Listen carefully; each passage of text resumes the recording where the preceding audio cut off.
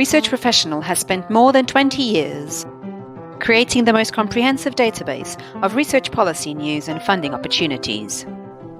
From EU programs to small private foundations, Research Professional helps you locate the best funding opportunities to fund your research. Our database contains over 20,000 calls worldwide, and results are pre-filtered, so you will only see opportunities that your institution is eligible to apply for. But time is valuable, and Research Professional helps your research office be more efficient by allowing you to share information effortlessly. With email alerts, links to calendars and newsletters, we can help you get the right information to the right people at the right time. Our dedicated news section is the only media outlet where you can find research-specific policy updates reported live by our research journalists. Our news team provides regional, national and international coverage of government departments and funding agencies. Discover more about Research Professional by visiting our website at exlibrisgroup.com/discover-RP. Good morning and welcome for the second day of our third BESTPRAC EARMA virtual event. All right, thank you very much, Valerian. Welcome everyone to, indeed, the second day of the third BESTPRAC EARMA virtual meeting. We're super excited to have you here. Yesterday already we had between 600 and 700 people in our working groups and over 500 people here in the plenary. So it was a big first day. I hope everyone who was there enjoyed it and got a lot out of it. Today we have actually over 1,000 people, 1,021 registered. So very, very excited that so many people were interested in this event. Looking forward to see how many will be attending what part today. So I would like to just very briefly, before handing over to our first speaker, take you through the agenda for today. So now, of course, we are all here together in the plenary. We'll have a first keynote by Neville Reeve on missions in Horizon Europe. Just now, this will be followed by Martin Baumgartner, who will speak on the Horizon Europe Model Grant Agreement. Then we'll have a break at about 10:35. We'll try our best to stick to the timing as best as possible. Then we'll break into our working groups, where we will spend an hour. And for that, you should have already received the separate Zoom meeting room links. I will also share them once more here on the chat a little bit later on to make it easier for you. Then we'll come back and we'll have Nik Claesen, our EARMA Managing Director, tell you a little bit about our new IT system and what that means also for BESTPRAC for the future and what possibilities that offers up for all of us. And this will be followed just by our wrap up. So we'll be finished at 12:15, we imagine, Central European time. And after the working groups, we'll come back to this same plenary link where we are right now. So that should be quite easy. But I'll keep you in the loop on the chat on everything you need to click on during the event. So hopefully that will work very nicely. And then the last thing, just you can use the chat like you're already using now. And it's great to see where everyone is joining from throughout the meeting, just to chat to each other. And then we also have the Q&A function. If you have any questions at any point, please feel free to add them there. So welcome, welcome, welcome. Let's have a great meeting. I'll hand over once more to Valerian just to introduce Neville. Thank you, Joanna. Good morning, everybody. Again, after the successful day of yesterday, today we will start with Mr. Neville Reeve, which is the head of the sector for missions in DG Research and Innovation and the European Commission. Previously, he led the strategic planning and setting of priorities for the Horizon 2020 program, including coordination of the work program. Trained originally as an engineer, he has a PhD on the diffusion of mobile communications. Before joining the European Commission, he has worked in the UK, New Zealand and Germany in the public and private sectors on research and innovation policy, and notably priority setting, evaluation, and the measurement of impacts. Neville, please, the floor is yours. Yes, thank you so much. I hope everyone can hear me well. If you can't, please shout out or wave your hands or something like that. I'm really delighted to be here with you today. It's a nice opportunity to talk about the missions to such a large and obviously expert audience. And I think we've got a fantastic story to tell about this. The missions, I think it's something that if you're involved in research and innovation, if you're connected closely to Horizon Europe, you've heard about these. But so far as we're concerned at the moment, it's probably the biggest single policy issue that DG Research and Innovation is handling. I mean, of course, it's right at the heart of what the framework program, Horizon Europe, is trying to do, but it goes much beyond that. And that's a point I'll try and bring out today. I think I've got about 20-25 minutes to talk with you, and I'm really delighted to answer any questions you'll have at the end of that. I'll start with a little bit about why we need the missions and what's different about them, what's special about them, and then of course go through some history of how we actually got to where we are today, but also dealing right up to the minute with the detail of the work program which we have in place at the moment. So could we go to my slide? I don't know. Yeah. Okay, perfect. Thanks so much. So on to the first slide, please. So what are the missions? Well, you know, this is the heart of it. We've got certain keywords which can be used to describe them. And if you are a student of reading the legislation for Horizon Europe, you'll find a part of the text there which describes exactly this. They're bold, they're inspirational, the wide social relevance. I guess you could say this about a lot of stuff, but it's the combination which is so important here. The combination of these features, bringing them all together. Clear direction with a very obvious endpoint. In other words, you should know when you've got there, measurable and time-bound, of course. Combining ambition and realism. This is incredibly important. In other words, you've got to have that stretch, but you've got to have that realism, which also says we can actually get there. And that's the point I made a moment ago about saying that's the end point, and it's realistically to get to that point. Innovation across disciplines, sectors, actors, of course, this is a hallmark of what we do with research and innovation. And of course, having this strong bottom-up quality to it, really. In other words, setting a high-level target, but also saying, well, we'd really look for the inspiration, the creativity for others to come forward with these ideas. Of course, this idea of missions has all sorts of resonances. The one that people know best of all is the one in the context of the 1960s, the race to the moon, so-called, and that had certain features which really we've tried to replicate in this approach to missions. You know, if you remember the famous phrase, putting a man on the moon and bringing, it was a man on the moon, bringing a man on the moon and bringing home again before the end of the decade. So it has that time-bound thing, clearly placing someone on the moon, which is a hugely ambitious thing, but it's also a very concrete thing. It's a thing you can actually identify. You can say when you've got there. So this is the essence of the missions.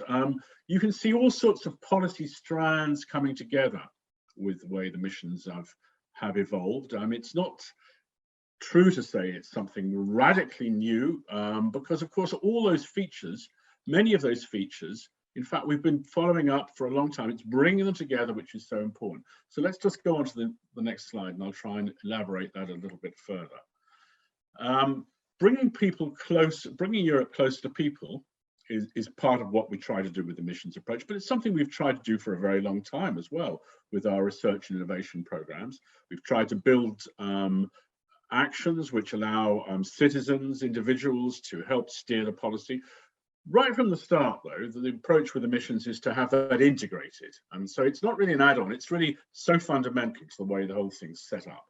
Delivering EC priorities, if you're familiar with the way the framework program's been organized over recent years, you'll know, in fact, that under Horizon 2020, we had this strategic programming exercise, which is all about saying this research and innovation program, this massive program, really has to be well connected to the whole range of other policies which the EU is supporting. And this is precisely the same point we have with the missions. So you'll see, if you're reading the work program, for example, for Horizon Europe and the missions part, you'll see all sorts of references to the Green Deal, the Beating Cancer Plan, Conference on the Future of Europe. Different way to impact. Well, this is, again, is something we've been trying to do for a very long time. I mean, if you went back a very long, number of years, you'd find that, you know, the classical approach to research innovation was about inputs, of course, but you see over successive framework programs how that has changed. Even under, I think, FP5, Framework Program 5, it was about key actions. Then we had impact statements coming in, I think under FP7, and a much stronger recognition that what we're trying to do is identify where we want to get to, and then say to the community, well, look, you've got a lot of flexibility about how you're going about it. And you see these ideas replicated in the way the missions are set up as well. This idea of a portfolio approach is important there. It's about saying, it's not just a single project we're after here. Of course, you know, that may be fantastic, but it's how that project connects with other projects and how you really address the totality of a problem. And it's about aligning programs and policies as well, and particularly at the between the EU and the member states level. So let's go on to the timeline of how we got to this point. Well, if you go back even longer than this timeline suggests, we have worked with experts, one of the world's leading experts on this idea of missions. Professor Mariana Mazzucato produced 2 reports for us. You see them on our website. Very influential, helped set the framework of the discussion. Then we had it drawn up in the legislation for Horizon Europe. Then we created mission boards. This is a completely new thing for us, a new advisory structure.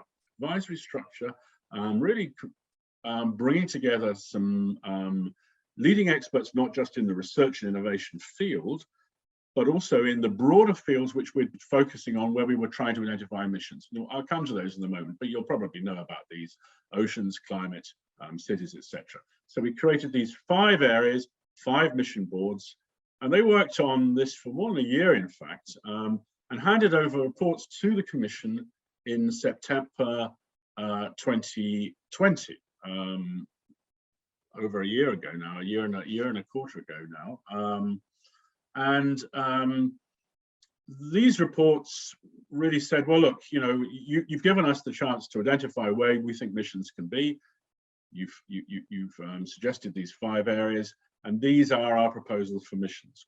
But what we then did, and this was quite I mean, as it turned out, something which we weren't expecting to have to do, but I guess we were a victim of our own story of telling how important these missions were, how they were going beyond the research innovation domain. We were then asked by the decision makers in the Commission to develop detailed implementation plans for each of those missions, and that took place essentially during 2021.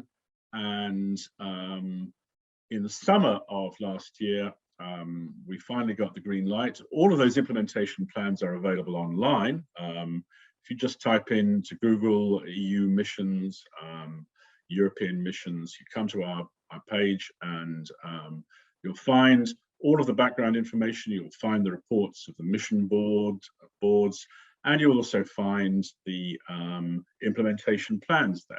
So this implementation plans was setting out what the value added of this approach was, what the key indicators are, what sort of investments were necessary for this, all of that sort of stuff, really providing a great roadmap of how we're going to go forward.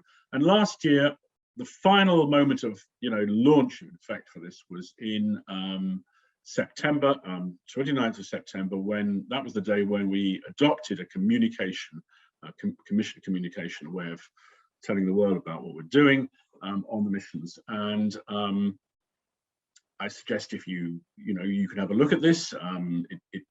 It's quite an important document in policy terms for us. It provides a nice description, short description of each of the missions. So that really was the story, how we got to this point. I'll just have a few words on the communication, if we could go to the next slide. Hello, good.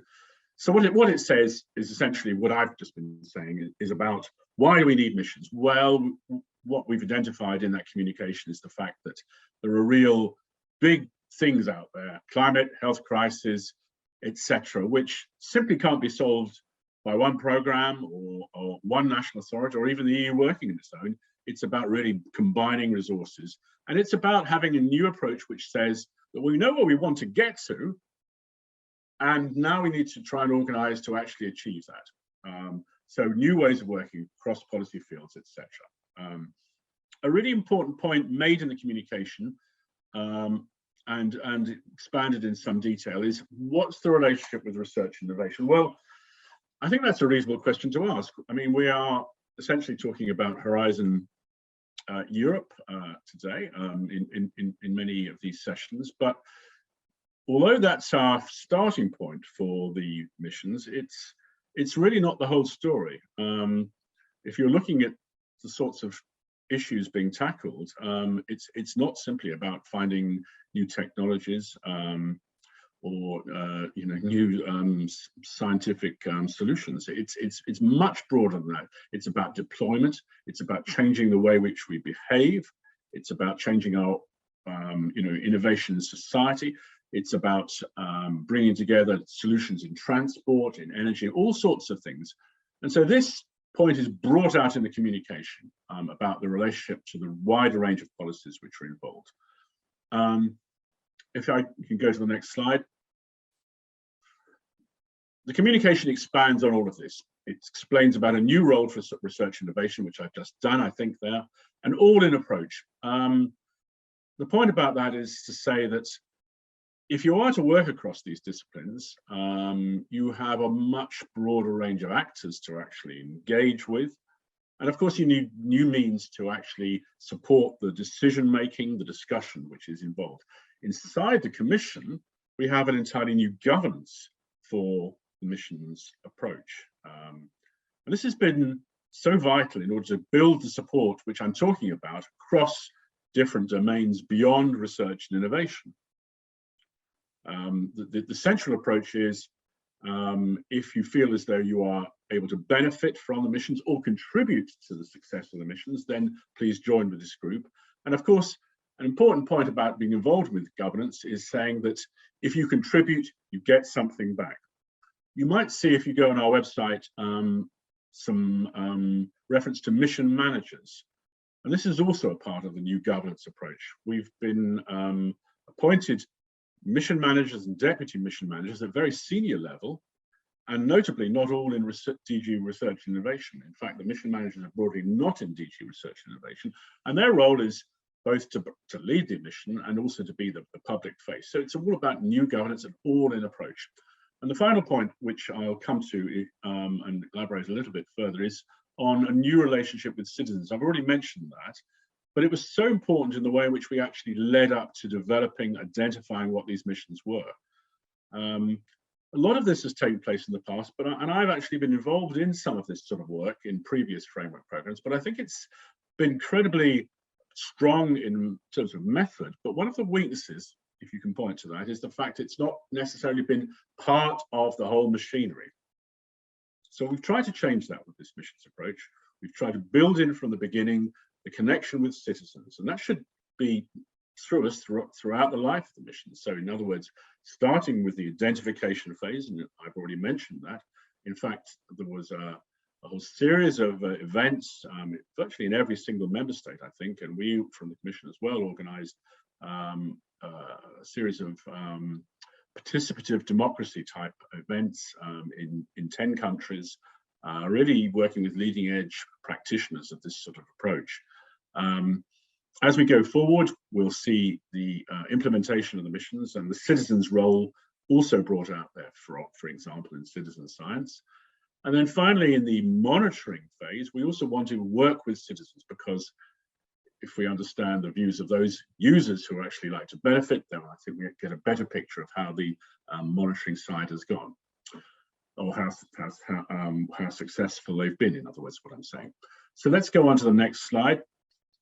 So here we have the 5 missions, and I think people should be broadly familiar with those I mentioned previously. Cancer, working in oceans and waters, Solid Deal for Europe, climate neutral and smart cities, and adaptation to climate change. So just going on to each of those, onto the next slide. So the first one, adaptation to climate change. This is about supporting 150 European regions and communities to become climate resilient by 2030. It will enable Europe to prepare for the unavoidable climate impacts and accelerate the transformation to climate resilient Europe. The key features are this: preparing and planning, accelerating those transformations, and demonstrating with 75 large-scale demonstrations of how these systemic transformations can be organized. And this idea of demonstrating using living labs, lighthouses, this is a feature of many of the different missions. So let's go on to the next slide, please. I think the figures are that more than 3.5 million people will get cancer. Sadly, more than 1.5 million people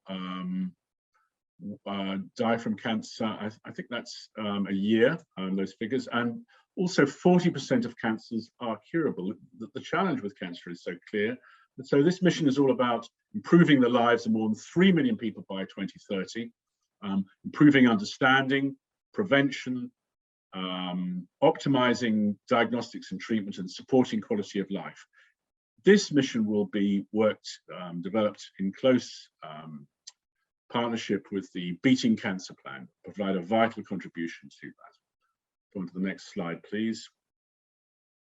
For this one, I think, so many people will be familiar with the plight of the quality of the plight we have with the quality of oceans and waters. It's not just about oceans; it's oceans and waters, and it is, as the slide says, it's about restoring and protecting freshwater and marine ecosystems. It's about eliminating pollution, or preventing and eliminating pollution, and this is in line with the EU plan towards zero pollution for air, water and soil. And it's also about making the a sustainable blue economy. And this also fits with the European climate law and the vision which is in the new communication on the sustainable blue economy. There'll be two phases to this mission. Firstly, 2022 to 25, setting out the research and innovation, and secondly, the next phase, 26 to 2030, deployment upscaling phase, which will be, putting all of which essentially into practice. Then on to the next slide, please. Climate neutral and smart cities, a very clear and powerful title about delivering 100 climate neutral and smart cities by 2030. And the point here is that they can both be cities providing that huge change in their own right, but acting as demonstration and innovation hubs for other cities to become climate neutral by 2050. And some statistics there on the importance of the cities have in terms of climate targets.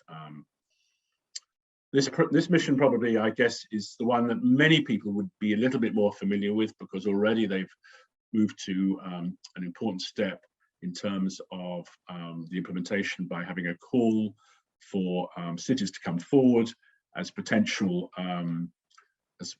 cities to develop climate city contracts in the context of these 100 cities by 2030. So then on to the final slide, the final mission. This is a soil deal for Europe. Again, this idea of living labs and lighthouses. Living labs, places which will see multiple partners coming together, working together on innovation. Lighthouses means to demonstrate, to provide examples of how innovations can be taken up.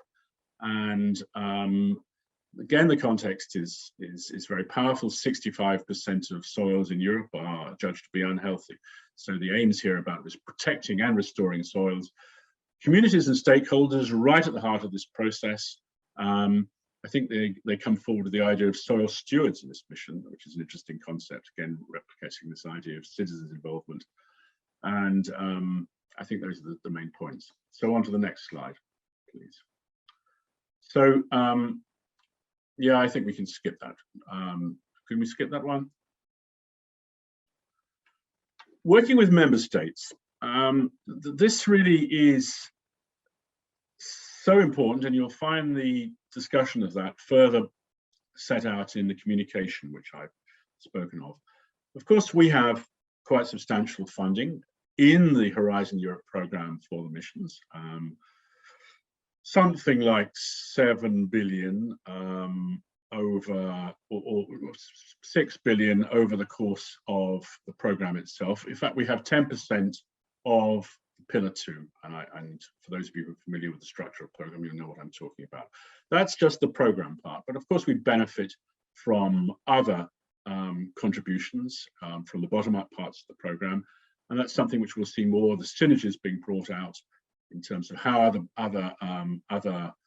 the EIC, the ERC can all contribute towards the aims of the missions. But working with the member states is also going to be such an important part of what we can actually do with this approach. And we are currently putting together still the elements of how that can work. Of course, we have important policy planks, if you like, such as the European Research Area to help us. We have some devices, some tools which we're putting in place. We have a core network which has been funded under the first missions work programme, and that should be running by the middle of the year, and that will provide links between policymakers, research ministries, research agencies, to help share good practice on how missions go forward, but also to help deploy the missions. We'll have contact points, national contact points, under Horizon Europe. These are not yet in place, but working going forward on that to create these. There will be further opportunities for discussion in the context of how the governance of Horizon Europe works. I don't think everybody understands exactly, and why should you, how the mechanisms are set up, but there is a thing called a programme committee, and we're providing some very specific fora for missions within these, one for each of the missions within the programme committee. If you look ahead, I think what's important to understand also is that we need a differentiated approach, or we need to recognise the fact that not all missions will be equally attractive to all countries, based on needs, based on competence, for example. So the idea of champions emerging is something I think which is going to be important in the future. We need also to share the experience, which is already quite considerable in a number of countries, on how this mission approach can work. Countries that come to mind, and this is not an exclusive list, include Austria, Spain, Sweden. And what we'd like to do is set up some mutual sharing devices, some policy learning tools where we can show how these approaches can actually work in different places, and particularly on this governance, because I think the governance is such an important part of the whole mix in terms of how you can ensure different actors can actually get involved, contribute, but not be, if you like, governed, or not be directed, but nonetheless can contribute, but in a flexible way. So these are all the different elements which we're putting together now, and I think this is a story which will certainly not be complete even by the end of this year. It'll come together this year and next year on how we can work with member states. I've given you some of the features of that. So if I can go on to the next slide. Where we're at now, and I think I can conclude actually on the final slide, which is the timeline, rather than dwell on this slide. Look, if you go to the final slide. This complements further what you've already seen. So we had the Commission communication last year, and during 2021 we had a very busy time in terms of launching the missions with the Horizon Europe programme. So not only did we have a very mini work programme back in the middle of 21, in fact even before we had that official green light, but then at the end of 21 we launched, published, whichever the way you prefer, a missions work programme for 2021. At the start of 2022, or in the next couple of months, we will have an update to that work program. So that will finalize the picture for the missions work program under Horizon Europe for 2021 and 2022. And then finally, by the end of 2022, we will have a missions work program for 2023. So that will put together something like 2 billion of funding under Horizon Europe just on its own. So look, I think I've given you the story about the background, why we think missions are important, what are the key characteristics, how they link to other policy areas, why they're not just about research and innovation, how citizens are such a vital part of the story, how we've funded these under Horizon Europe, and I'm more than happy to actually answer questions if you have them about that story. Thank you, Neville, for the great presentation. Very, very clear and well pointed. We have one question, first from Ms. Anke Dalham. She's asking if mission NCPs be different from NCPs as they had them now, or just a specific role for these offices?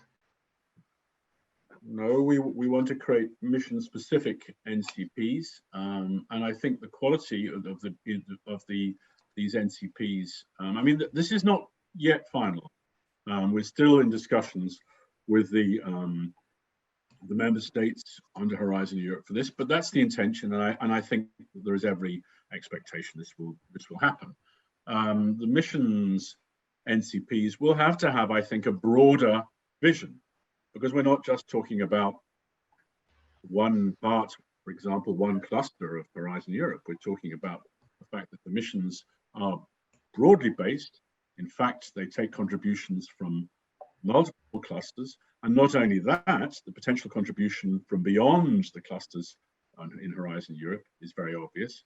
And beyond that still, as I said, missions are not just about research and innovation. So the quality of those NCPs, I think, will be quite substantially different from perhaps how we would normally see the NCPs. Yeah. Thank you for the answer. Another question comes from Dinand Alkema regarding the researchers. As a researcher, how can a researcher get involved or participate in the missions? Regarding the Horizon Europe with these pillars and calls. And how do the missions work? What do you expect from a researcher or advise a researcher to do? Well, a very simple way to answer that is that at one level, the missions are very similar in terms of what you'll see on the ground, what you see if you're looking for a funding opportunity, as any other parts of Horizon Europe. So we have a missions part of the Horizon Europe work program. I think it's currently up to 350 pages. It's quite a substantial document. And of course it has innovation actions, RIAs, CSAs. It has all the same stuff as you would find.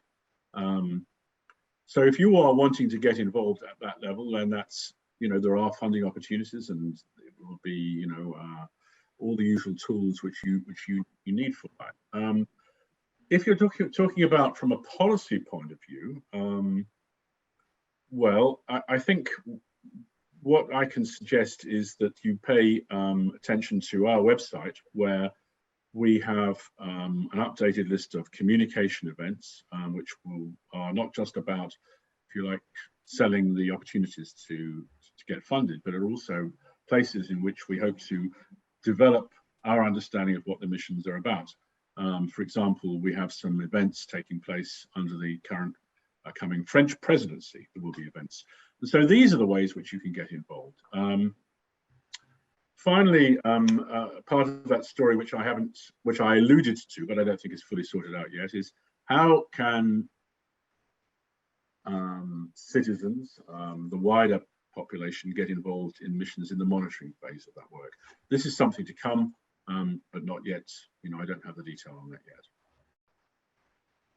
Thank you. Thank you for the answer. Another question comes from Christina.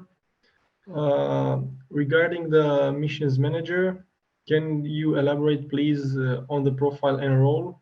And in addition, regarding that the missions goes beyond research and innovation, is this a reality also in terms of funding? Does the missions get funding outside of the Horizon Europe? Yeah. Okay, the mission manager, there's one for each mission and a deputy mission manager. They're all commission officials, but at a very senior level. So Matthew Baldwin, mission manager for the cities mission, is Deputy Director General in DG Move. Clara de la Torre, mission manager for the climate mission, is Deputy Director General in DG Klima. So I think you see what I'm talking about. And why is that? Well, that's a huge advantage because, of course, you bring there a great experience of managing within the Commission. But I think it's also important to recognise that if we want to break down those barriers, if I can use that word, between programs, that these people really have that access at that senior level. So, for example, Clara de la Torre already, you see the very substantial connection between the climate agenda and the climate mission. And there's no doubt that having Clara at that senior level has been an important added aspect of how that's been achieved. The second question is it realistic to break down barriers? Yes, but it's not easy. I think, we have the right ingredients there. We have the support, we have the political support for a start. That's one element you need, right from the very top of the European Commission. We have the political support from President von der Leyen. We have political support also from the other EU institutions, Committee of the Regions, for example, the European Parliament, very closely interested in the mission's approach. We have this new governance, which I mentioned, which I think is an essential part of how you actually try and make those connections. Well,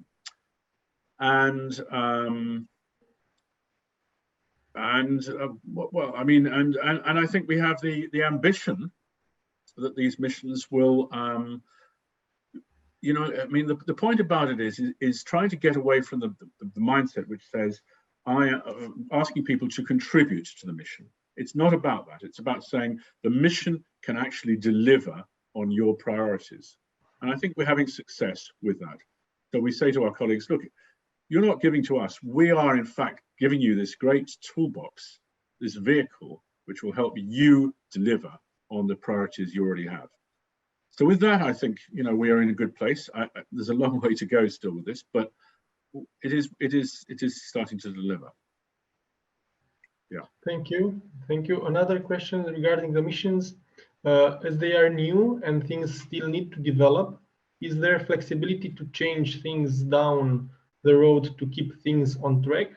And it continues regarding how do you envision the challenge to create the synergies and getting all the results together? Yes, I mean, the synergies one I sort of answered before. So, I mean, synergies, I'm not a great fan of that word synergies. I mean, it's heavily used. It means doing things together, but it means also getting more from the sum of the parts. It means more than coordination. I think sometimes it's misused to mean simply coordination. So in our particular case, we have so many different potential synergies between the missions, between the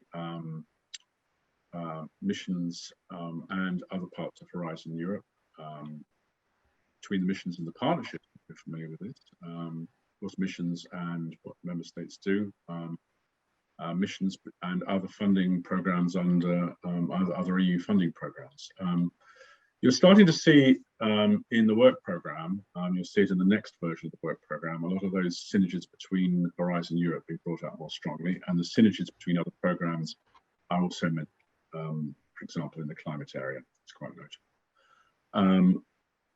The other part of the question was do we have flexibility to change? Well, we're just at the start of what we're doing. There is a major review of progress so far and the direction which takes place in 2023, next year. That'll essentially be 2 years after we've started.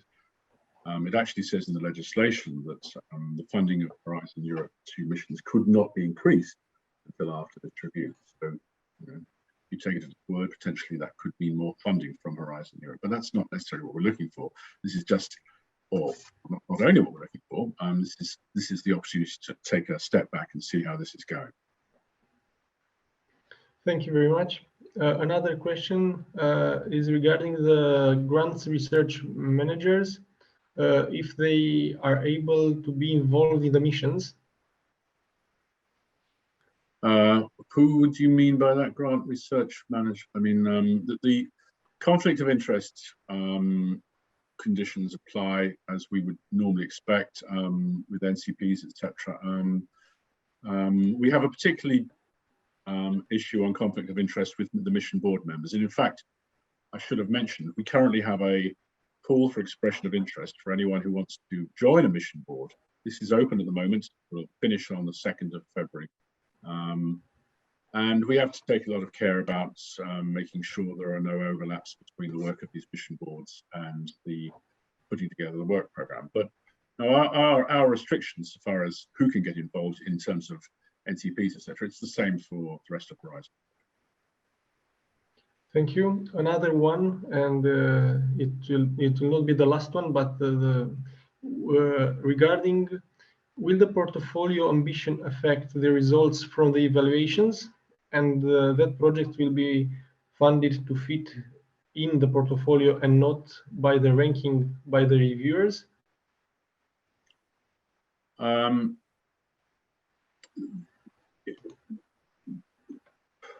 Everything is above threshold is the first thing to recognize. So you can only fund stuff above threshold.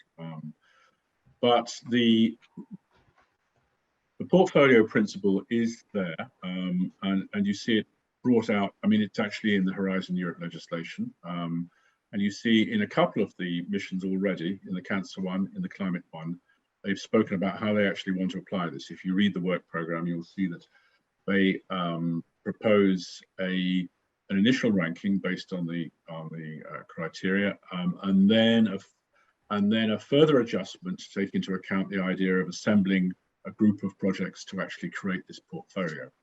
So that may make some adjustment, yes, but you can only fund what's above the threshold.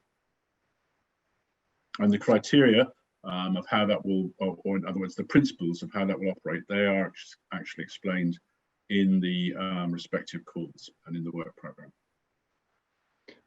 Thank you for the answer. One question regarding the soil mission. Soil is also a building material. Polluted soils that are not suitable for agriculture use, including harbor sediments, can be worked up to serve as building material and thus save sand. Would this also fail under this mission, or where else? So could you ask the last bit again? What would be... Would this also fall under this mission? No, what fall under this mission? Using the polluted soil that is not suitable for agriculture, but well, I mean, for construction.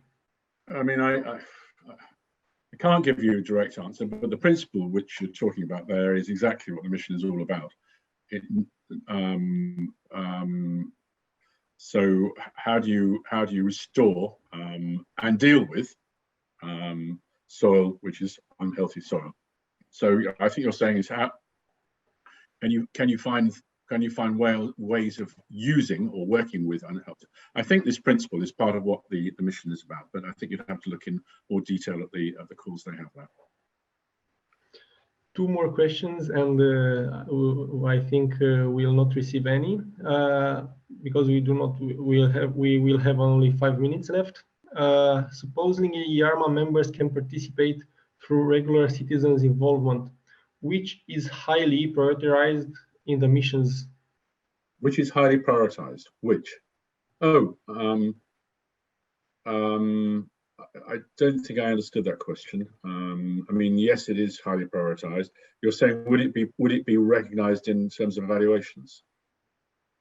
Maybe the questioner will give us more details, because it's this is a question like that. So, and the last one is quite similar with the first one.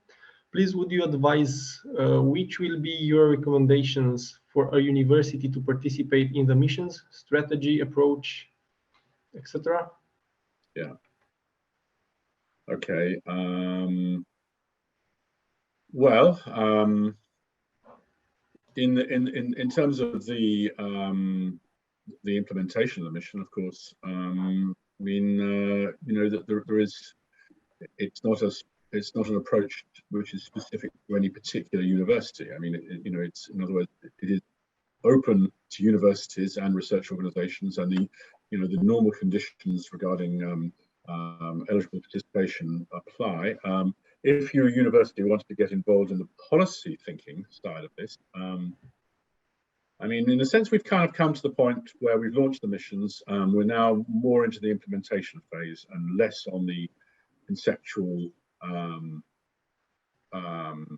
discussion. I think the main area where we still will expect to see a lot of development on that, if you like, policy strategy side is citizen involvement. So if your university is strong, or if you've got experience in this, how to work with citizens, get them as part of the policy making machinery, then I think that's a discussion where I expect to see plenty more to happen. I see a question about associated countries. Yes, eligible, of course, as normal eligibility rules for Horizon Europe. Thank you very much. We got also a comment regarding the presentation. It's regarding how EARMA project managers could get involved in the missions. Yeah, yeah, the questioner was hoping to hear about the citizens' involvement idea. I mean, well, okay. To hear more about the citizen involvement. I mean, the principle, I think, is very clear that citizens not only have a path. I mean, the fundamental to the idea of missions is that they should connect with what citizens want, and this is this idea of the ambition of the mission.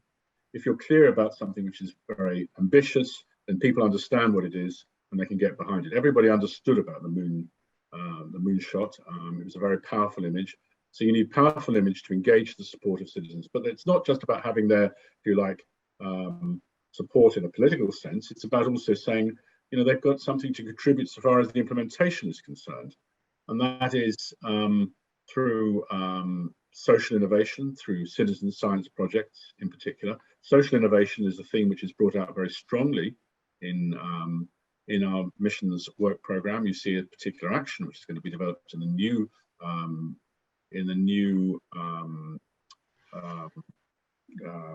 update, which will come out in the middle of this year, or in April this year. I mean, in a sense, really, I'm probably not the right person to give you more of an in-depth discussion about the principles of citizens and participative democracy, but it does connect with a very broad discussion about relations between decision-making, political power, and the rights of individuals and the public at large. You know, it's about validation. It's about it's about validation, but it's also about actually improving the quality of what you're doing. So those are the issues at stake. Thank you. One more question, even if the time is tight. It will be the last one. Okay. Can research managers be involved in the assessment of the implementation of the missions regarding efficiency of the fund, etc.?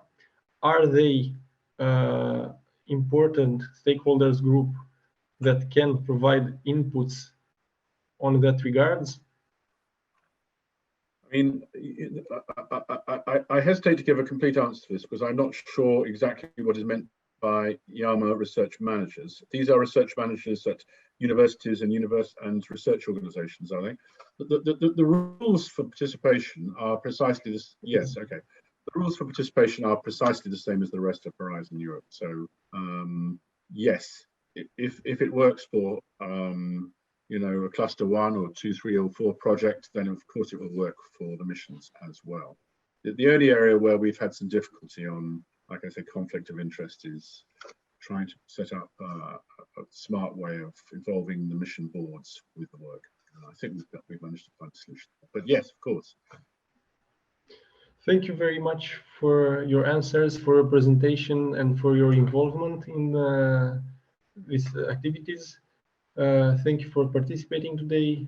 Now we have to move forward to the next presentation. Thank you, Neville. Thank you so much. Delighted to have been here. Okay, bye-bye. Bye-bye, thank you. Now we'll introduce Martin Baumgartner.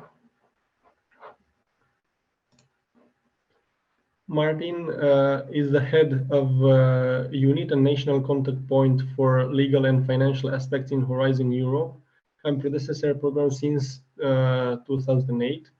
He's an expert in legal and financial matters, international cooperation, coordination and evaluation of European funding projects. He has skills in organizational development, experience, certificate business coach, trainer, facilitator, and moderator for Sigmund Freud University Vienna. He has a Master of Law from University of Vienna. In addition, he is a member of the European Commission Model Grant Agreement Experts Group, the Open Access Network Austria, and the DESCA Consultation Group. Martin, the floor is yours. Thank you. Thank you very much, Valerian, for the very nice introductions. And thank you very much for inviting me to this great 2-day BESTPRAC EARMA conference. It is really very good organized, and it's a pleasure for me to be here. So I will start.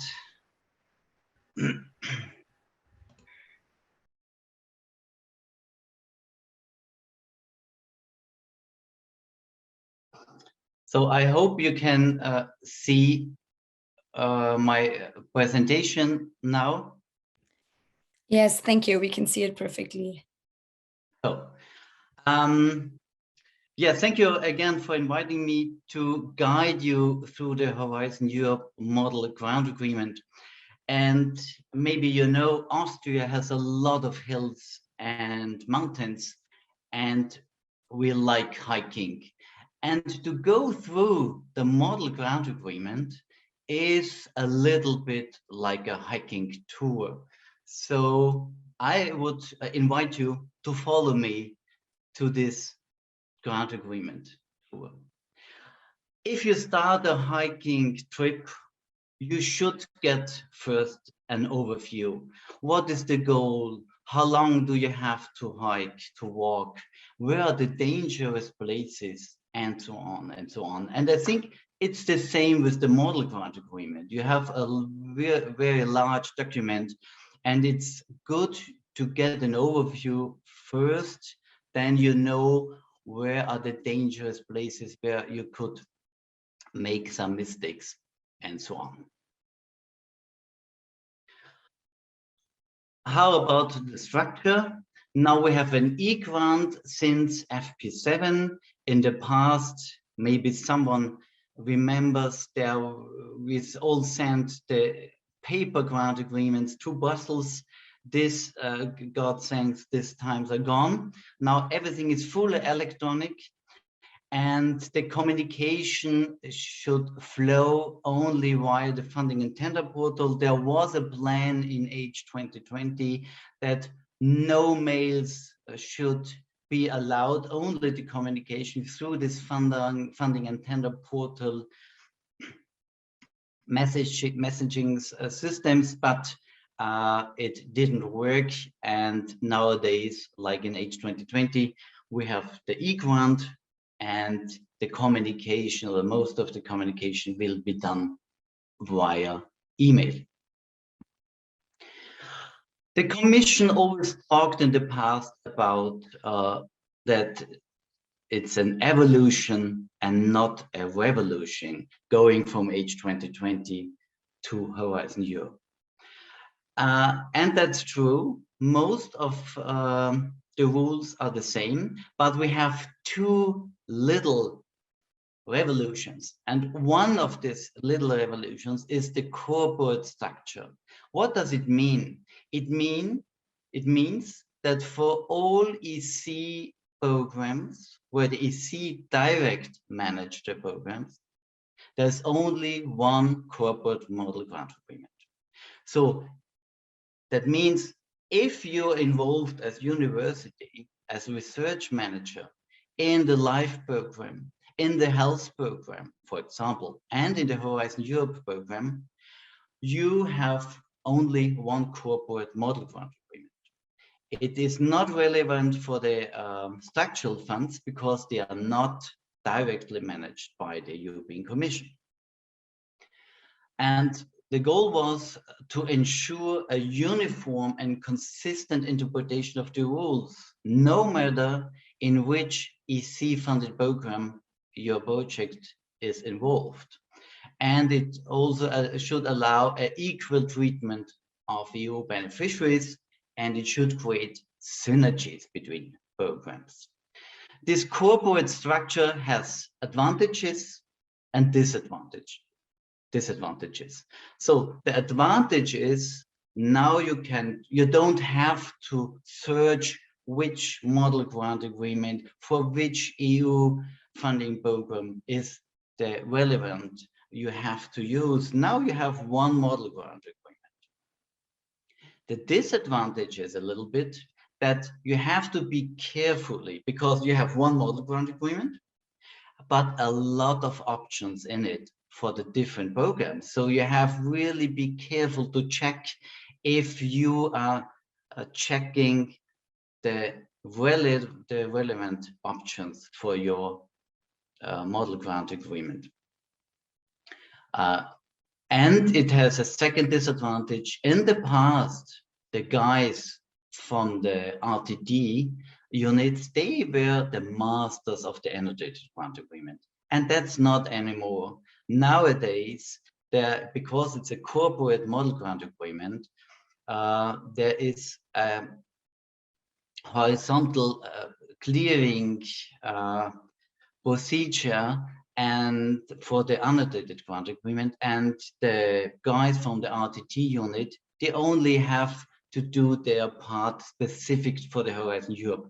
That's also a reason we don't have a final or a first version of the annotated grant agreement. We just have at this time the second version of the of a pre-draft. So be careful.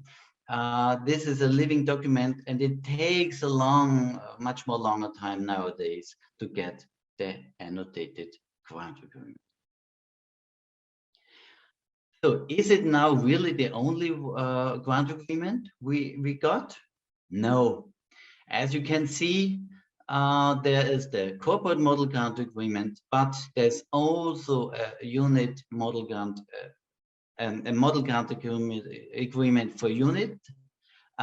This is especially for the Marie Curie projects. Then we have a model grant agreement specific for the lump sum, and one for organizations getting an operating grants, and also grant agreement for the framework partnership agreement. Those of you which may be being involved in co-funded projects, they would face this framework partnership agreement. The corporate structure of the model grant agreement, there are two parts. There are the core part and the annexes 1 to 6 for Horizon Europe. And the core part exists of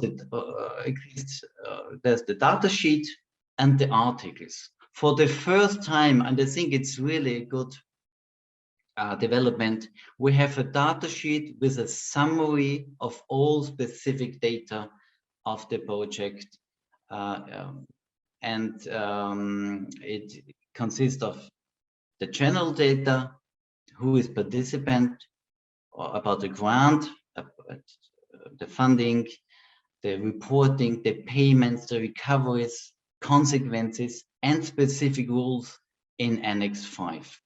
So for the first time, you have in this data sheet all relevant information if you want to know how long, who, how much money you will get, and so on and so on. I think that's a really good idea. And the second part are the articles grouped in 6 chapters. You have a general chapter, you have a chapter about the actions, about the grant implementation, about the consequences of non-compliance, and final provisions. So just for you, one core part, and there's a data sheet and the articles. So it's a good way to go through the grant agreement. Then you have a lot of annexes. It's very similar to Horizon 2020. So Annex 1 is the description of the actions, so what the guys of the project will do, then the estimated budget, then the accession forms for the beneficiaries, then the model for the financial statements, and that's new and important. You have the Annex 5, where you will find a lot of specific rules, especially for Horizon Europe. And there's Annex 6, it's just an option for the EIC Accelerator Investment Agreement. So coming back to the Annex 5, to the specific rules for Horizon Europe, don't forget to check this. If you have the grant agreement in front of you, don't stick only to the core part, also go to Annex 5, because you will find specific rules about security, ethics, values, IPR, communication, dissemination, open science, and visibility. And then a lot of specific rules for carrying out the actions. And there you will find the rules for access to research infrastructures, PCP, PPI, the co-funded partnerships, the ELC actions, EID KIC actions, some MSC actions, and EIC actions. So don't forget always to check Annex 5 if there are some specific rules which might be relevant for your specific project you are or your organization is involved. So now we know a little bit about the structure. We have an overview. So let's start the tour. Let's go through the grant agreement. And there are some definitions, the grants, the participants, costs, IPRs, and reporting. So follow me. First of all, are we talking about the same? Very often, people talk about partners, associated partners, participants, beneficiaries. And sometimes it happens that you don't know if everyone really talks about the same. I had some clients, they're talking about partners and participants. I'm always asking, do you mean beneficiaries or partners, associated partners, and so on? So to be sure to talk about the same, we have 3 documents where you can find Horizon Europe relevant definitions. First of all, it's the grant agreement. There you can find what is a participant, what is an associated partner, and so on. The second one is the rules for participation. Don't forget this document. If you ask yourself, what is the definition of open access? What is the definition of background? You will find it in the rules for participation. And finally, there is also the financial regulation, which is the basis of all EC Commission activities. There you will find the definition of affiliated entities. And you can find all these documents via this link you find on this slide. So the first part of the grant agreement if we passed the data sheet, is the form of grants and the funding rates and so on. There is no difference between Horizon 2020 and Horizon Europe. For research and innovation actions and coordination actions, you will get the funding of 100% of the eligible costs for all beneficiaries. And for innovation actions, there's 70% for everyone except the non-profit organization will also get a funding of 100%. And the indirect costs are the 25% of direct eligible costs. So no changes to H 2020, but be careful. Always check your specific call text, because it is possible and it is also relevant in the practice that there are different funding rates for different instruments. So the next part is about the eligibility and the costs. In Horizon Europe, we have these cost categories. It's the personal costs with the employees, the natural persons under direct contract, the seconded persons, and the costs for SME owners who don't get, and natural persons who don't get an own salary. Then we have the cost category of subcontracting costs, then the purchase costs, which have the travel and subsistence equipment and other goods and service costs involved. And there is the other cost categories where you will find for the specific instruments specific costs, for example, the financial support to third parties, which is only relevant when it's written down in your specific call, the internally invoiced goods and services, I come later to this, then the transnational access to research infrastructures, PCP, co-funds, ESC, and so on. And at least you have the cost categories for the indirect costs. So let's come to the personal costs. There had been a specific workshop yesterday, so I would like to just give you an overview. And for me, it's the second small revolution, because now we calculate daily rates and not hourly rates anymore. You will find all this not in the model grant agreement, but in the annotated grant agreement. As I told you, nowadays we have only a pre-draft version 0.2.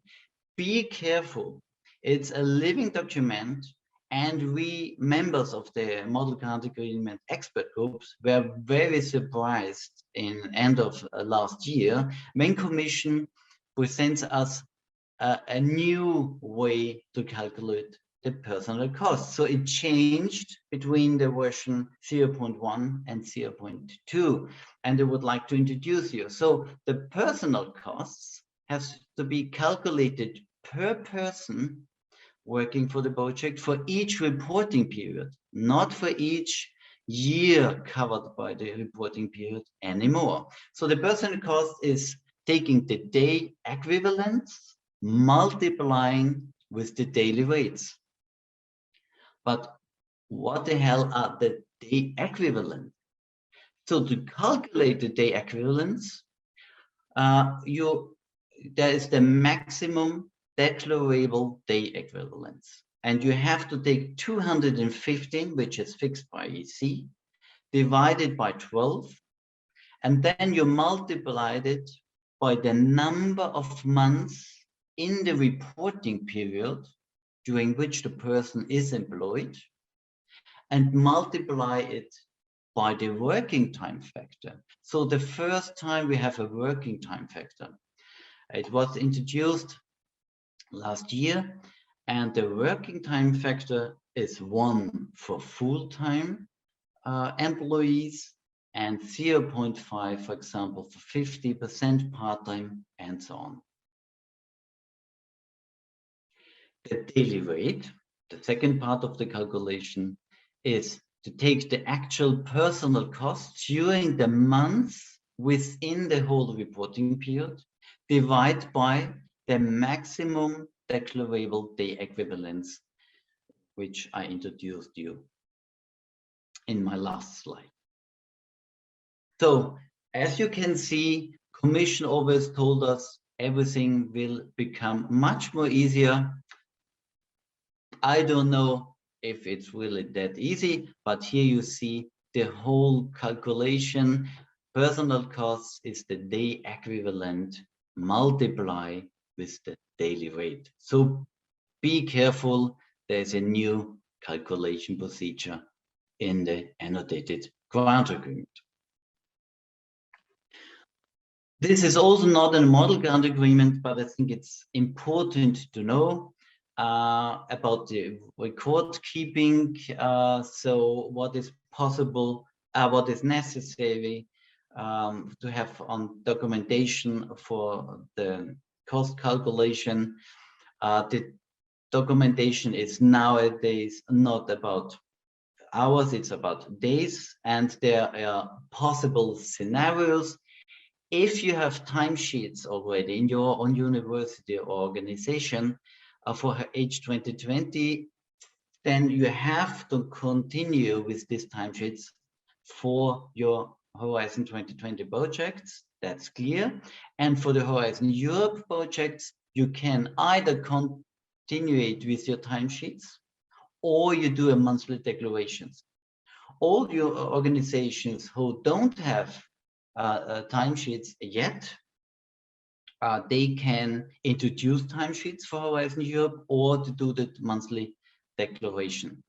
In generally, the EC told us that they trust the timesheets and the declarations. If there's an audit, they will check your other documentation, your schedules and so on. And if there is something not in line with the declarations or timesheets, then they will dig more into the details. So let's come to the purchase costs.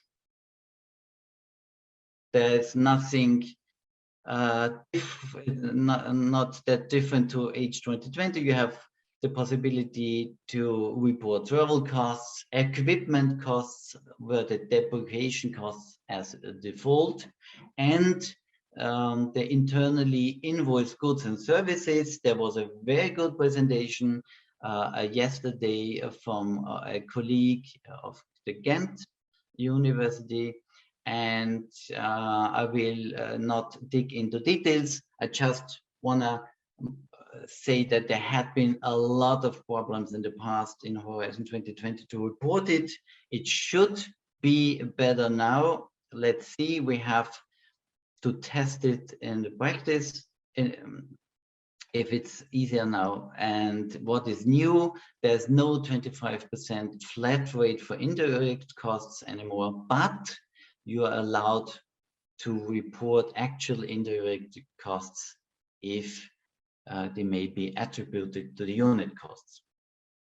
And all other goods, works and services costs can be reported best value for money or the lowest price. What is also new about the receipts, it's now called revenue.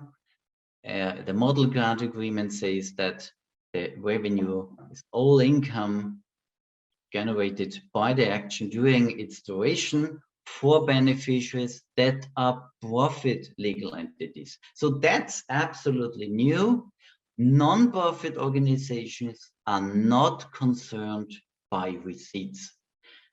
And the no profit rule applied at project level, not per beneficiary. So that's the same like in H2020. But for all of you who are working for a non-profit organization, the receipts are not relevant anymore for you. So let's come to the participants and who can be involved in a project, who can do something for the project. Who can participate? And here's the first important definition. Participants nowadays is everyone doing anything for the project. So the subcontractor, the associated partner, the beneficiaries, and so on, they are all participants.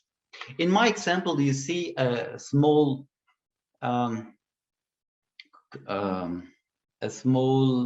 project with one coordinator and 3 beneficiaries. You have the possibility of a subcontractor or a contractor. So these are the same like in Horizon 2020. If someone, if a large task of the project or a whole task will be outsourced, then it's a subcontracting. If it's just something which helps you as beneficiary to implement a project, a small part, then it's a contracting. Then we have affiliated entities with a legal or capital link. Don't be confused. It's only a new wording. So in H 2020, it has been called the linked third party. They are now the affiliated entity. And the reason behind it is that the financial regulations, they use affiliated entity, and as everything is streamlined now, also Horizon Europe use this new wording. Then we have a new possibility to participate. It's the associated partner. This associated partner can be linked to one beneficiary or the whole consortium. The associated partner can do project work, but will not get any EC funding. Maybe you can remember there had been the international partner in Horizon 2020. The difference between the international partner and the associated partner in Horizon Europe is that the associated partner is not only specific for international non-member states organization. Everyone, every organization can be an associated partner if it fits to the project. Then we have an in-kind contribution free of charge. That's the same like in Horizon 2020, but there is no article, no specific article anymore for in-kind contribution against payment. Because if you have an in-kind contribution against payment, then you will report it in the relevant cost category. For example, other costs and services, seconded personnel, and so on. And then at least we have the possibility, like in H 2020, of financial support to third parties, which is only relevant if the call allows it. So let's come to the communication, dissemination, and the IPR rules.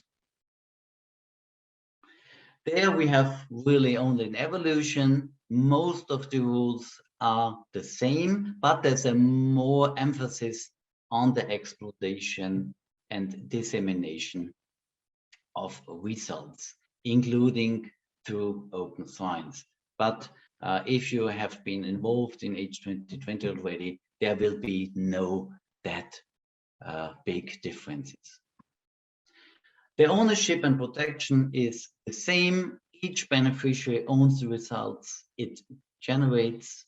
If there is a joint, if something is jointly generated, then you need a joint ownership agreement. It's required, and the beneficiaries must adequately protect their results if protection is possible and justified. So taking also into account all relevant considerations. So no surprising news in concerning ownership and protection. There's a reinforced focus on exploitation. So the general rule says that the beneficiaries must use their best efforts to exploit their results, directly or indirectly, and in particular through the transfer and licensing. What is new that at the end of the project, in the last report, the beneficiaries have to complete a results ownership lists to clarify the ownership of the results. I think that's a really good idea to include this, because what happens in the past, that there are sometimes were really hard discussions between the beneficiaries at the end of the project, who is owning what, who can do with which results further work and so on. And I think this is now good to reflect in the consortium who is the owner of which outcome. If despite the best efforts, the results are not exploited within 1 year, then you have to use the Horizon Results platform to find interested partners. So if you don't exploit the results, you have to put it on the Horizon Results platform. That's also new, to find interested partners who can pick up the results and do something with that. There are some obligations may be waived if you can justify it. What about the dissemination? The general rule is very similar to H2020. The beneficiaries must disseminate their results as soon as feasible, subject to any restrictions due to protection of intellectual property, security rules, and legitimate interests.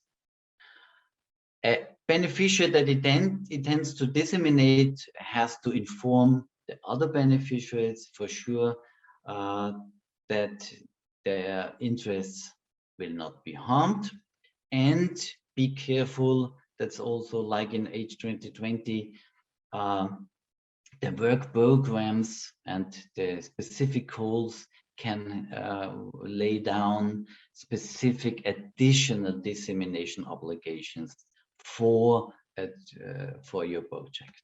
So always check also the work program and the goal conditions which your university is doing the project. How about open science, open access? Open access, you will find the definitions in the documents I told you. Is free of charge online access.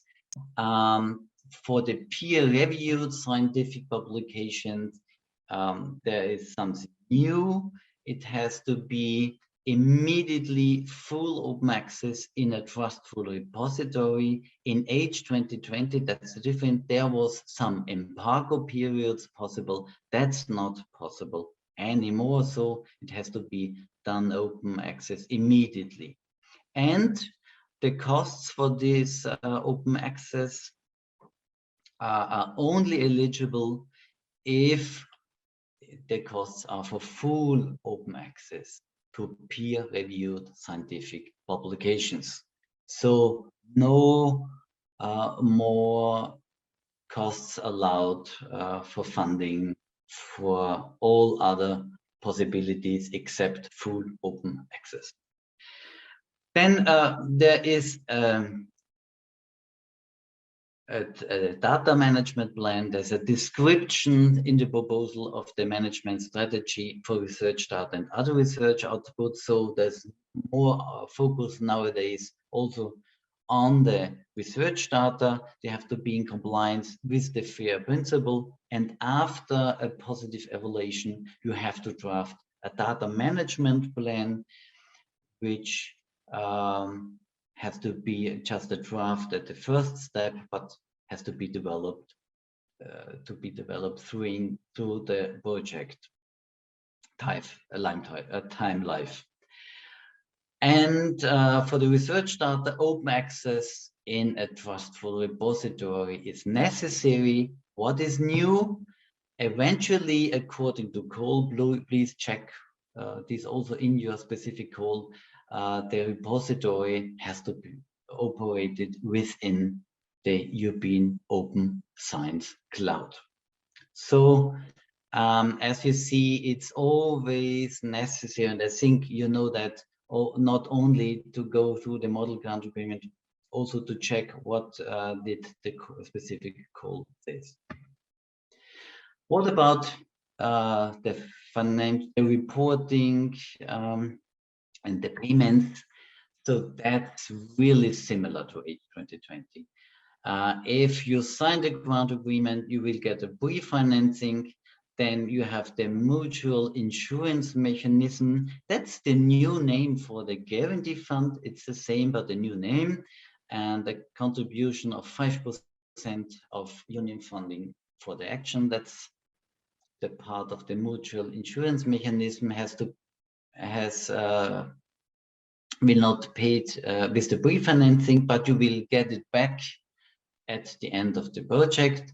And in between, you have periodic and final reports, technical and financial ones, and you have 60 days for reporting, and you will get the payment will be done in 90 days, and then the grant agreement will be closed. So it's the same like in H2020.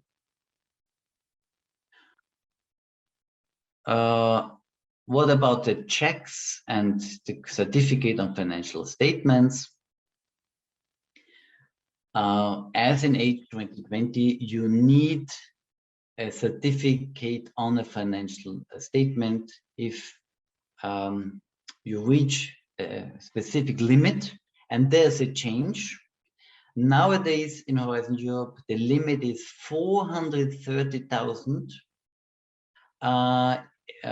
instead of 325,000 of H2020. But in Horizon Europe, it means covering all costs declared. The limit of 325,000 in Horizon Europe, the limit of 325,000 in Horizon 2020 was only for actual costs and actual unit costs. But nowadays, the limit of 430,000 is because it's covering all costs declared. And we have a new possibility of audits.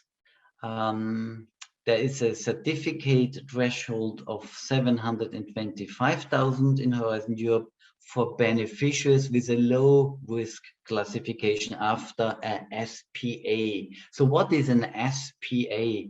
SPA stands for System and Process Audit. We are still missing more specific information, but it will be that some beneficiaries who get a lot of funding will have the chance to go through such a system and process audit. So the whole systems for reporting, internal procedures and so on, they will be audited. And if everything is okay, then you have a higher threshold when you have to provide a CFS. So that was our tour through the model grant agreement. And at the end, it normally comes to a reflection, sitting around a fire and to reflect what are the main changes in Horizon Europe compared to H2020. First of all, that's really a small revolution. It's a corporate model grant agreement for all direct managed EC programs. We have a new wording for affiliate entity. We have a new possibility to participate in a project, the associated partner. The open science is more mainstreamed now. It began with a pilot a long time ago, and now it's more streamlined and full focus on open access. The exploitation is a reinforcing on the focus on it. Personal cost is the second small revolution because we have now a corporate daily rate for all the EC funded programs. We have the internal invoicing, which should be much more better than compared with the past. Let's see. if it works in reality. Income contribution against payment, there's no more specific article for that, and the CFS threshold changed and is higher. Where can you find all this information? For sure in the model grant agreement, in the Horizon annotated grant agreement. Please check this regularly because it's a living document and Commission like to change it. You can find all relevant documents on the reference documents homepage, and if you like to contact your national contact points in your specific country, here's the link to find the guys in your country which helps you. So that was my tour. It was a pleasure to be your guide, and yeah, let's come to the questions. Thank you, Martin, for the very interesting presentation. We have some questions for you. The audience is waiting for your answers. We'll start with the first one. For a pre-award advisor, do you think that it might be instructive for the job reading the instructions of the various annexes on the model grant agreement in order to advise better on what is needed in the proposal?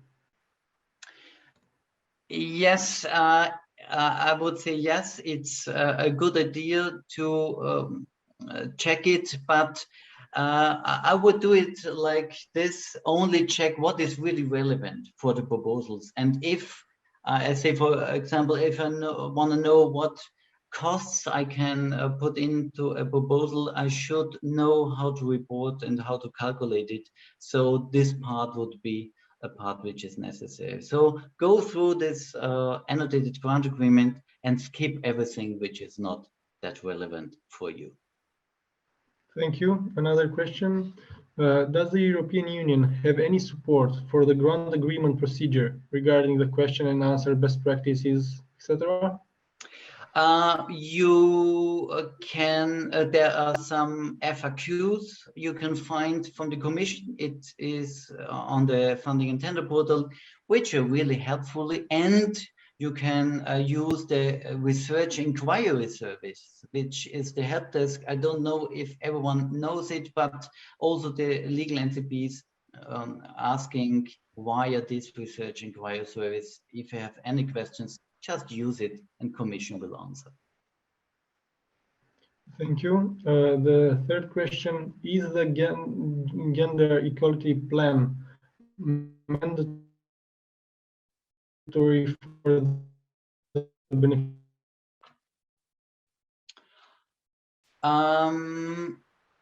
As far as I know, there are some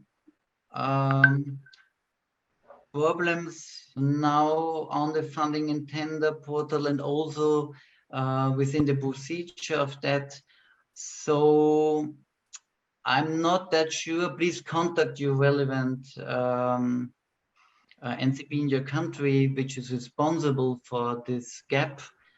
In my organization, it's a colleague of mine doing only this gap things. I'm not sure on that. Thank you for the answer. The next question, are personal costs of the linked third party considerable eligible costs? If yes, is the correct category to include them other direct costs? Yes, linked third parties, now the wording is affiliates. They are, as in H2020, eligible, and it depends. If it's personal costs of them, then it's personal costs. If they have other costs, then it's other costs. So it depends on the cost category. Thank you. No, I think we might have lost Valerian. Okay. I thought it's me. But I can jump in while Valerian takes care of. I was the not technical... sure because everything was silent. So I was also trying to find what's going on. So I will continue with the questions while Valerian tries to contact again. So the question is, Are there any rules or criteria based on which the proposer can decide if a participant should participate as third link party or in this third party with in-kind contribution against payment? So any criteria to decide? Yeah, there's one main criteria. If you will not do project work on your own, if you only provide something, then you do in-kind contribution against payment. If you are interested in doing, as organizations, project work yourself, then you have to be beneficiary, associated partner, and so on and so on. Thank you. So I think coming back, Valerian, can you continue with the questions? Maybe still with the technical problem. Let's continue. So are there any rules, or I know this one we already have. So could you please explain and give some examples how cascade funding and prices work in case of financial support to third parties? Thank you. Cascade funding means that a consortium does a project and gets not only their costs reported, they also get some money to do some calls, and then, for example, SMEs get funded by this project. So that's the reason why it's called cascade funding, because the cascade is the money comes from the EC to the project, and the project does a call for small medium enterprises. So that's the reason. Enterprises, it's the same. Not the EC does a call themselves. The project, which is funded by the EC, does some. But then it's the beneficiary who has to report this funding as well, right? Although it's not the one spending the amount of money, it's still the one that needs to report to the European Commission, right? Yep. Okay. So I think this is $1 million question. Are we expecting a new version of the model grant agreement soon, or the annotated model grant? Yeah. If soon or not, I can't say, because now we got end of last year, the new pre-draft.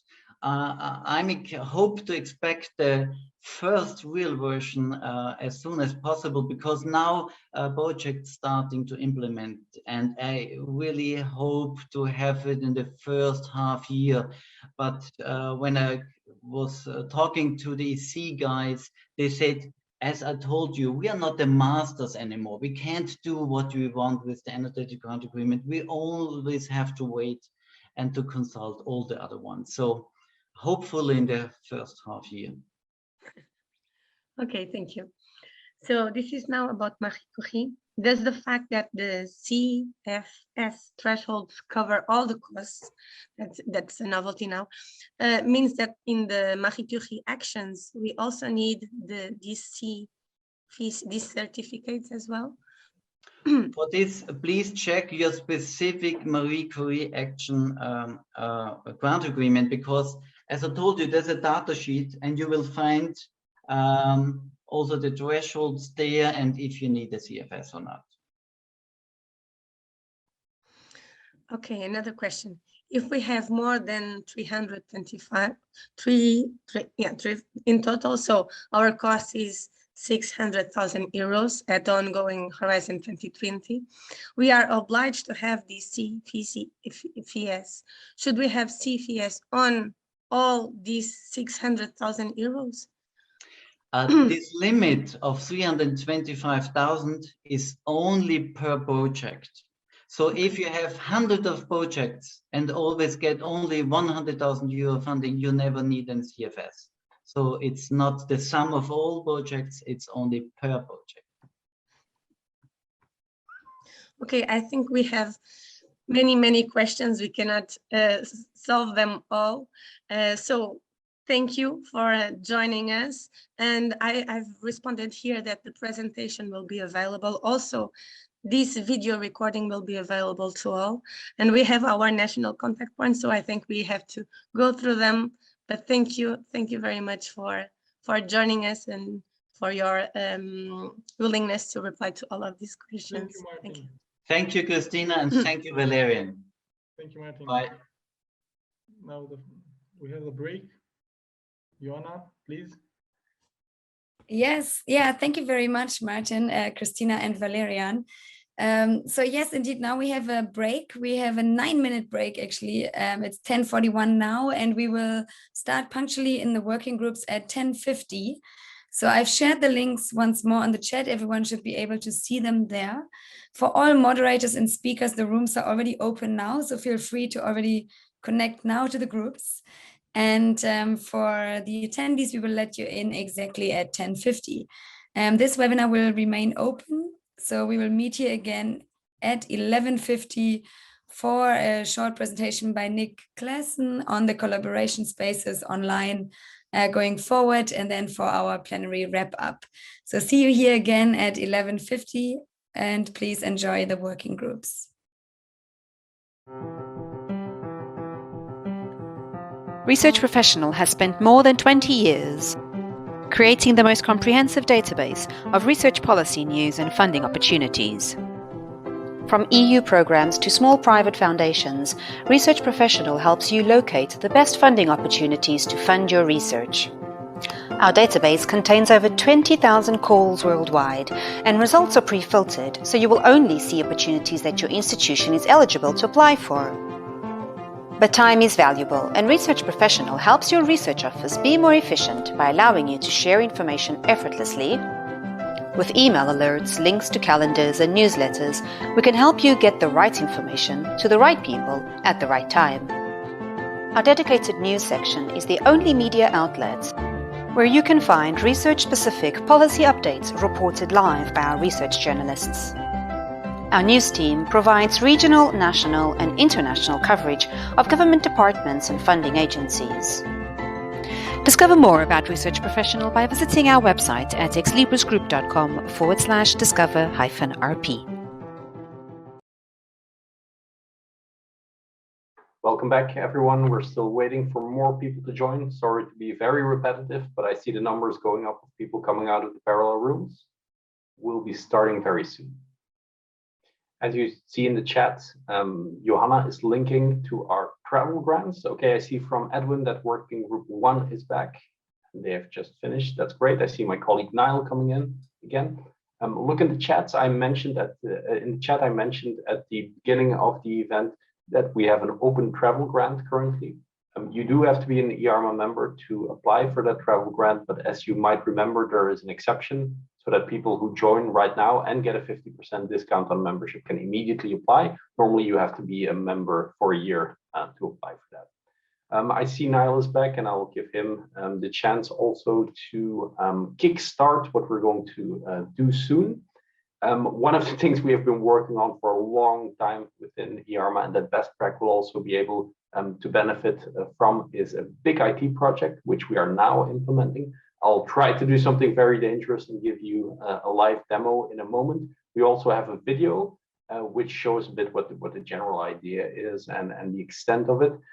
Also, you're now coming in through Zoom. In the future, when the system is up, we will still be using Zoom, but we'll be pulling it into an environment which is a professional events meeting environment. We'll have collaboration rooms. I'll show you a bit more in a minute. I see Niall unmuting, so I think we are probably ready now to get it started. If so, please do so. The world is increasingly reliant on research and innovation. The European Association of Research Managers and Administrators knows that excellent research requires excellent research support. EARMA is a grassroots, bottom-up organisation that represents the community of research support professionals in Europe.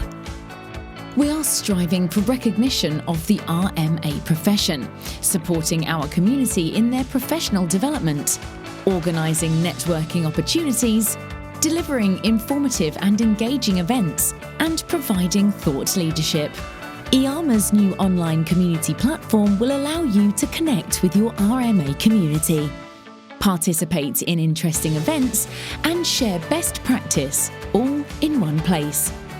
Watch back events in the video library, discover EARMA grants and awards, View job listings from EARMA's institutional members. Stay informed with research and innovation news, and engage in discussions.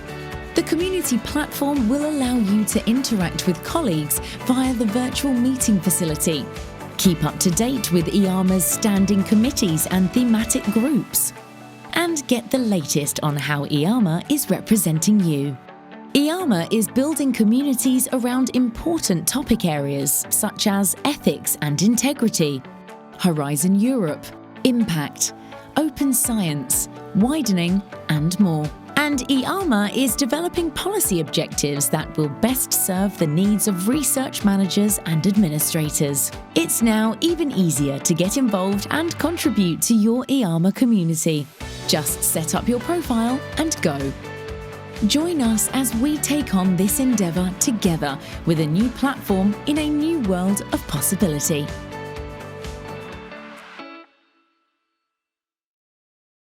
Okay, super. Thank you, Niall, and congrats, Niall, also on the lovely video. I'm now going to take a moment and show you a few of these functionalities. When you saw in the video pretty much the main functionalities you saw there, I'll show it live on the website. Please keep in mind that we are implementing it right now. So the video at the end says very enthusiastically, and that is, of course, the idea. Sign up and immediately go.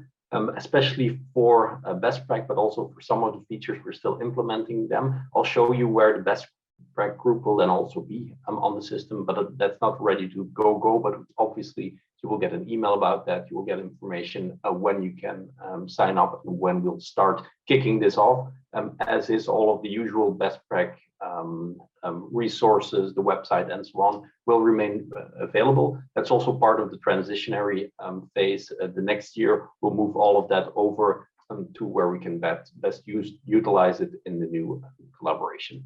So with that, I'm going to share my screen and show a little bit more of the website. So here you have it. This is the place where you'd enter. I'm already logged in, which you see here on the top right, which is very important. You can only use a number of the functionalities when you're logged in. As we said, it's fully open, so you don't have to be an EARMA member. So you can also create a guest login. If you have a guest login, you need to provide a few details like your email address and a few other small things. I think your country you need to enter. And when that is the case, you will be able to find under special interest groups. When you click that, here you find all of the groups that EARMA has, the EARMA board, standing committees, which do mainly operations for the association, such as the conference committee, or at least advise on those, make the program, and so on. You've got various task forces, and here thematic groups. This is where we have the groups like BESTPRAC that would be able to converse on the platform, and it's really the idea to be useful for the members of the group. When you click thematic groups, here you see a number that we have already put on there. Some of these are from our training programs, and Arion is probably the best one, which we have just started up here. Not the Arion group, it's been going for a long time, but the space. So when you click view space, you'll be able to see, and posts can be made here. For example, my colleague Borana, Borana is the community manager of the Arion group. We'll have community managers, moderators for BESTPRAC as well when the group is put in place. You could say, hey, let's see, and send a message to Borana. What is this all about? And she'll get it in the account. On the top right, you'll also be able to see if you've got new messages. You can enable that. You'll get an email prompt also when that happens.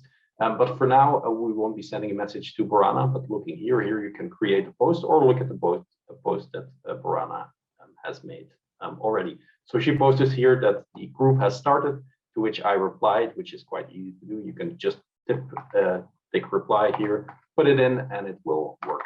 So this is some of the functionality that we hope to use for BESTPRAC soon as well. Another thing is that obviously you don't always have the email addresses of your colleagues that are part of BESTPRAC. So you could also just invite them through the collaboration rooms. You can create a collaboration room, and I'll say, hey, Emma, which is my colleague, of course, I'd like to invite you to this room, create a meeting, and you'll be able to set it up like this. This is the scheduling of it.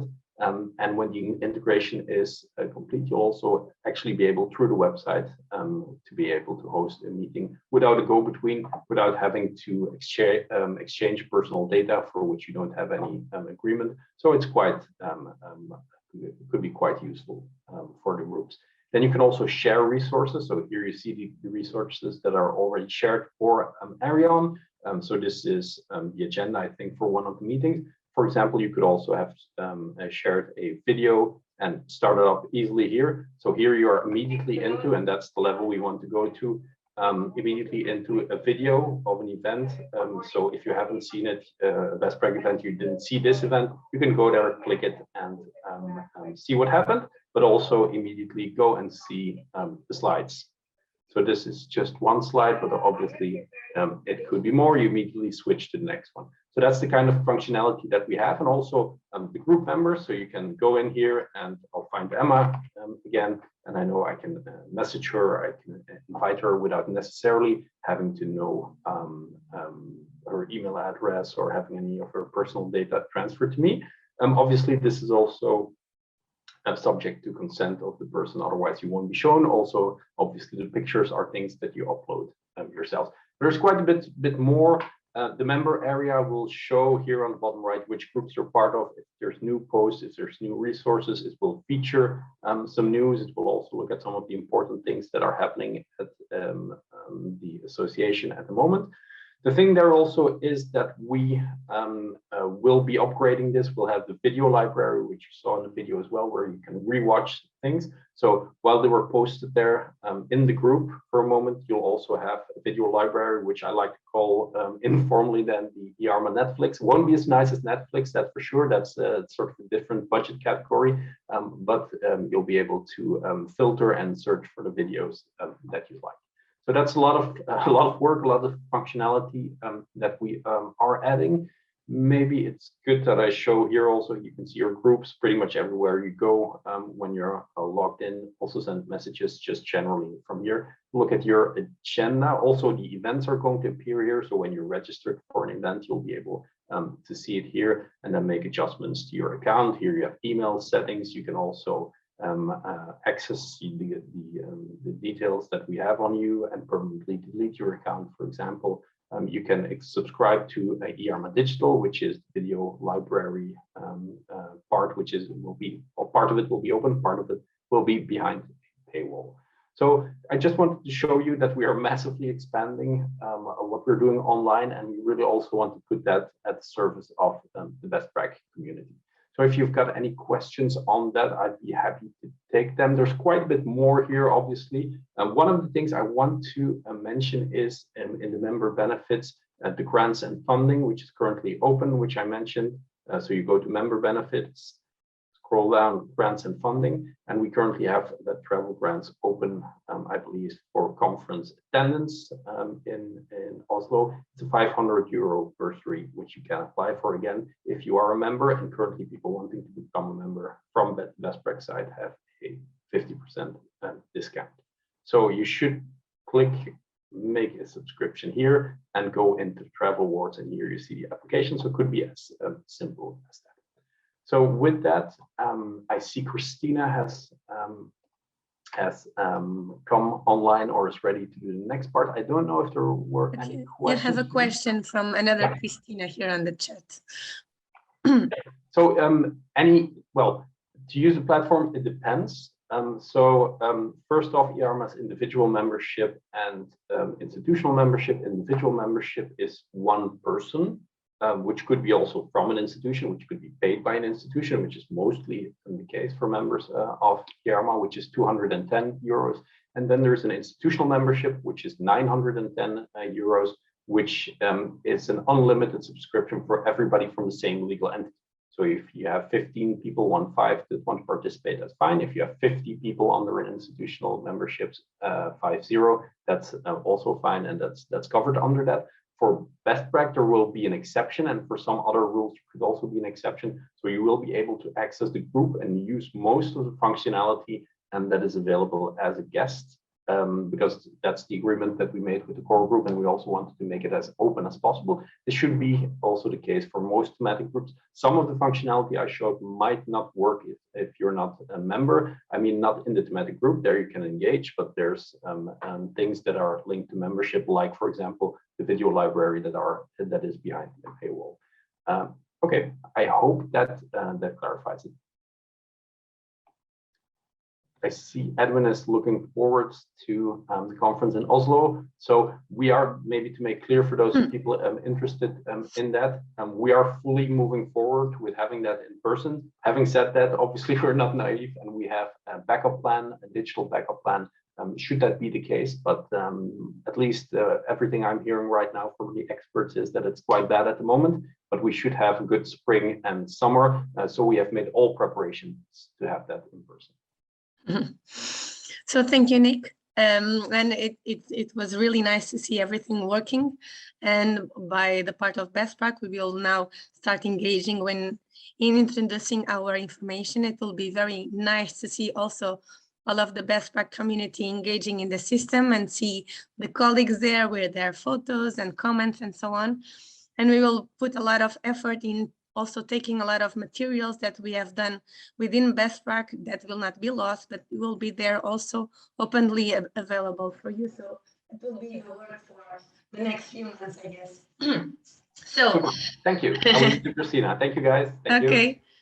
So I've sadly reached out the end of the meeting, so I cannot leave without thanking all the colleagues from the core group of BESTPRAC involving in the participating in the event, and most of all to my partners in crime, Johanna and Valerian.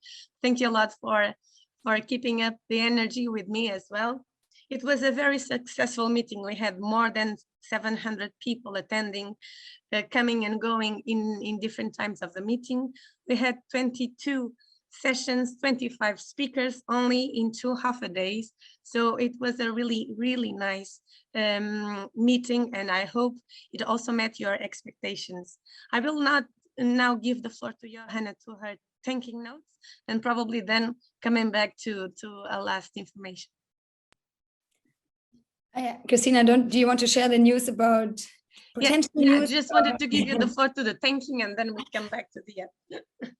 Okay, yeah, from my side, I guess the same. Also, the biggest thank you, particularly to Christina and Valerian, for all the late nights and early mornings and all the trouble to put this event together. It was a pleasure and a joy to organize it with you. And yeah, of course, thank you to every single person that has helped in putting this show on the road and making it what it was. And also to everyone who joined just to attend, who is excited about BESTPRAC's future within the EARMA. We are really excited for everything that is to come. So yeah, Christina, you can quickly. Yes, and although we really appreciate these online meetings, and with all of you participating, we are all eager to go back to normal, and also to try again and meet in person also in our great BESTPRAC meetings. So we are planning now to organize an in-person meeting in June, probably in Belgrade. The dates and the place for the meeting are still under discussion, but for the time being, we would like to ask you and to see your willingness and your what are the chances for you to join us in our next meeting, this time, if the pandemic's allowed, in an in-person meeting. So this is the last question we give to the community. And thank you again. Yeah, so it would be really interesting to hear what your thoughts are on this. I guess we have the same standing here as with the policy, with the conference in Oslo. We will try our best to organize something in person if possible. And of course, if there's also the demand from the community.